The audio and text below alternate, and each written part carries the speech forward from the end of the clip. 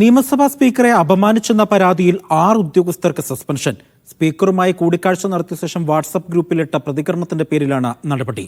തന്നെയും ഓഫീസിനെയും അപകീർത്തിപ്പെടുത്തി എന്ന് speaker N Shamseer ആരോപിച്ചു. നിയമസഭാ ലൈബ്രറിയിലെ ജീവനക്കാർക്ക് ഈ ഓഫീസ് ലോഗിൻ അനുവദിച്ചത് ചോദ്യം ചെയ്തവർക്കെതിരെയാണ് നടപടി. കെ ആർ സജുവിന്റെ വിവരങ്ങൾ നൽകാനായി കെ ആർ സജു, വിശദാംശം. അജി, നിയമസഭയിലെ ലൈബ്രറിയിലെ ജീവനക്കാർക്ക് ഈ ഓഫീസ് ലോഗിൻ അനുവദിച്ചിരുന്നു. ഇതിനെതിരെ സെഷൻ വിഭാഗത്തിലെ ജീവനക്കാരും പ്രതിഷേധവുമായി രംഗത്തെത്തിയിരുന്നു. ഏതാണ്ട് 200ഓളം ജീവനക്കാർ രാജ്യഭീഷണി അടക്കം മുഴക്കുന്ന സാഹചര്യമുണ്ടായിരുന്നു.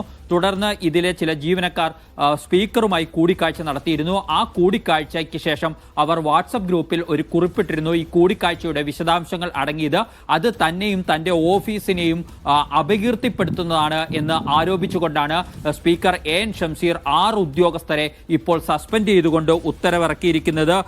ശ്രീപ്രിയ എസ് സെക്ഷൻ ഓഫീസർ, അതുപോലെ assistant session officer Vivek S, senior grade assistant Rohini J S, senior grade assistant Safeer K, senior grade അസിസ്റ്റന്റുമാരായ Aravind G P Nair, Vishnu M M എന്നിങ്ങനെ 6 പേരെയാണ് ഇപ്പോൾ സർവീസിൽ നിന്നും സസ്പെൻഡ് ചെയ്തുകൊണ്ടുള്ള ഉത്തരവ് സ്പീക്കർ ഇറക്കിയിരിക്കുന്നത്. പക്ഷേ സ്പീക്കറുമായി നടത്തിയ കൂടിക്കാഴ്ചയ്ക്ക് ശേഷമുള്ള വാട്സപ്പ് കുറിപ്പ് പരിശോധിച്ചാൽ ആ കുറിപ്പും നമുക്ക് ലഭിച്ചിട്ടുണ്ട്.